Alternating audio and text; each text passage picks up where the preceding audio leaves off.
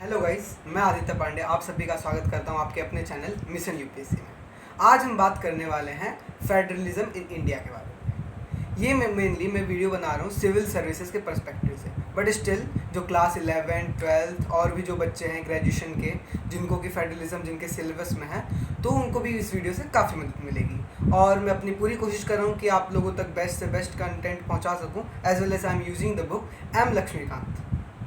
So I guess कि ये आप लोगों के लिए काफ़ी यूज़फुल होगा ये कंटेंट। अगर आपको मेरी वीडियो पसंद आती है, मेरा मेहनत पसंद आता है, please hit like and subscribe my channel for future updates. Thank you all of you. इस वीडियो में हम बात करने वाले हैं चार पर्सपेक्टिव की, चार मेन पॉइंट्स की।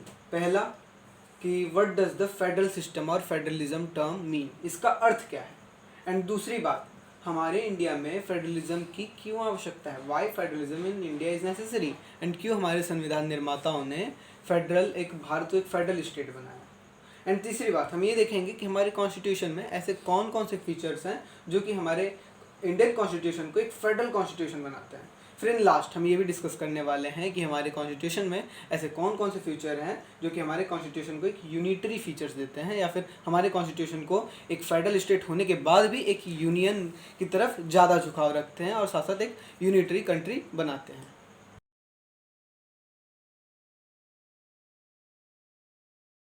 आइए तो सबसे पहले देखते हैं फेडरल सिस्टम या फिर फेडरल सिस्टम ऑफ गवर्नमेंट का अर्थ क्या है। इसका अर्थ है जैसे कोई एक नेशन है, एक कोई राष्ट्र जो कि बहुत सारे राज्यों में, जैसे कि हमारा भारत खुद एक 36 स्टेट्स में डिवाइडेड है। तो जो डिवाइडेड है, एक सेंट्रल पावर होता है, सेंट्रल अथॉरिटी, जिसको कि यूनियन गवर्नमेंट बोलते हैं, यूनियन गवर्नमेंट। और दूसरा होते हैं जो एक एक स्टेट्स होते हैं, तो इनके होते हैं स्टेट गवर्नमेंट, स्टेट गवर्नमेंट। तो जो पावर है, यूनियन गवर्नमेंट अपनी पावर स्टेट गवर्नमेंट्स के साथ शेयर करे। जैसे कि जो स्टेट्स के रिलेटेड सब्जेक्ट हैं, जैसे एग्रीकल्चर, पुलिस, लैंड रिफॉर्म्स, ये सब स्टेट्स के पास है। वाइल जो इंटरनेशनल रिलेशंस के साथ संबंध है, एक्सटर्नल अफेयर्स जैसे संबंध है, और साथ साथ कम्युनिकेशन हो गया, स्पेस से रिलेटेड कोई नए नए इनोवेशन इन्वेंशंस हो गए, एंड देन ये सारे मैटर्स यूनियन के पास होंगे। और सबसे डिफेंस रिलेटेड भी काम यूनियन करती है। तो जब ये इसी पावर शेयरिंग को हम फेडरल सिस्टम ऑफ गवर्नमेंट कहते हैं। एंड हमारा इंडिया एक फेडरल सिस्टम, लाइक एक हमारे इंडिया में फेडरलिज्म फॉलो किया जाता है। एंड दूसरे जैसे कि बहुत ही पॉपुलर कंट्रीज है, यूएसए है, कनाडा है, स्विट्ज़रलैंड है, ऑस्ट्रेलिया है, इन सभी कंट्रीज़ में फेडरलिज्म फॉलो किया जाता है। तो पहला आंसर ये है कि हमारे भारत जो है बहुत ही लार्ज इन साइज है। जैसे कि हम ये देखते हैं, बेल्जियम एक ऐसी कंट्री है जो कि हमारे हरियाणा राज्य के बराबर है। इसी तरीके से बहुत सारी यूरोपियन कंट्रीज है जो कि हमारे एक एक राज्य में उनके दो दो कंट्रीज आ जाएंगे। तो हमारा जो भारत है बहुत बड़ा एक राष्ट्र है। तो इस हिसाब से हमारे देश में एक सेंट्रल गवर्नमेंट से पूरा देश नहीं चलाया जा सकता। जैसा कि हम एकदम अगर एंशिएंट हिस्ट्री में देखें तो मगध एम्पायर जो कि कोलैप्स हुआ था, उसका भी एक रीज़न ये था कि उनके पास एक सेंट्रल अथॉरिटी से चलाते थे और वो आगे तक की कंट्रोल या फिर गवर्नेंस नहीं कर पाए।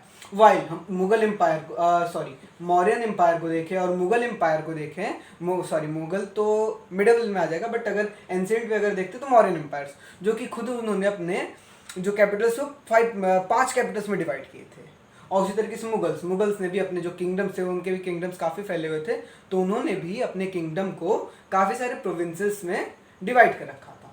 तो इसी तरीके से हमारा जो भारत है बहुत ज़्यादा लार्ज इन साइज है, तो इसको एक इसमें राज्यों में डिवाइड करना और साथ साथ राज्यों को पावर देना जरूरी हो जाता है। भारत में जो फेडरलिज्म का जो दूसरा फेडरलिज्म टाइप ऑफ गवर्नेंस अपनाने का जो दूसरा रीज़न है, वो है यहाँ की सोशियो कल्चरल डाइवर्सिटी। अगर हम भारत के किसी एक राज्य को दूसरे राज्य से कंपेयर करें तो उनमें काफ़ी ज़्यादा सांस्कृतिक और सामाजिक विभिन्नताएं पाई जाती हैं, सोशियो कल्चरल डाइवर्सिटी पाई जाती है। जैसे कि हम अपने नॉर्थ ईस्टर्न स्टेट्स को देख लें, गुजरात को देखें, महाराष्ट्र को देखें, उत्तर प्रदेश को देखें, बिहार को देखें, तो सब में कहीं ना कहीं अपनी अपनी एक अलग अलग विभिन्नताएं हैं। वो सभी राज्य अपने में कहीं ना कहीं भिन्न है और एक दूसरे से कहीं ना कहीं अंतर होता है उनमें। अगर हम सभी को एक पैरेलल लाइन पे लाने की कोशिश करें, जैसे कि अगर एक गवर्नमेंट बनाएंगे तो कहीं ना कहीं उनकी जो पॉलिसीज़ होंगी वो सभी राज्यों के लिए बराबर होंगी, वो तो ये नहीं करेंगे ना कि गुजरात के लिए ये पॉलिसी और महाराष्ट्र के लिए ये पॉलिसी, वो तो नहीं कर सकते क्योंकि वो सेंट्रल में होंगे। तो यहाँ पर जो होगी cultural diversity as well as social diversity एक दूसरे के साथ कोलैप्स कर जाएगी। तो इसलिए यहाँ पर जिस देश में सोशियो कल्चरल डाइवर्सिटी इतनी ज़्यादा ह्यूज हो, वहाँ पर एक सेंट्रल अथॉरिटी या फिर यूनिटरी गवर्नमेंट नहीं हो सकती। इसलिए हमारे भारत में फेडरल टाइप ऑफ गवर्नमेंट है। और इसलिए अब देखिए गुजरात है, गुजरात अपने कल्चरल और अपने यहाँ के सोशल पॉपुलेशन को देखते हुए वहाँ के हिसाब से रूल्स पास करता है। वाइल नॉर्थ ईस्टर्न स्टेट्स में देखें तो वहाँ के लोगों की बहुत ज़्यादा ही कल्चरल डिफरेंट होती है। अगर हम नॉर्दर्न इंडिया को, साउदर्न इंडिया को देखें, वहाँ के भी कल्चर में काफ़ी डाइवर्सिटी, यहाँ तक कि खान पान में, रहन सहन में, हर चीज़ में डाइवर्सिटी होती है। सो ऑल्थो हमारे लिए या फिर हमारे भारत देश के लिए federalism type of government important है। एंड तीसरा आता है and the most important point, efficient governance.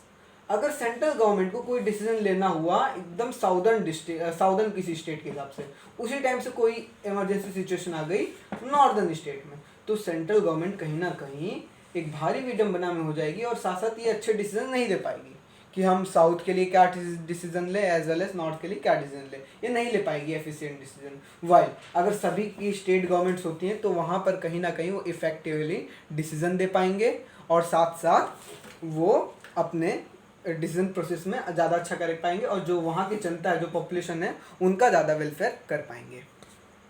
Thanks for watching my video and the second part will be uploaded soon.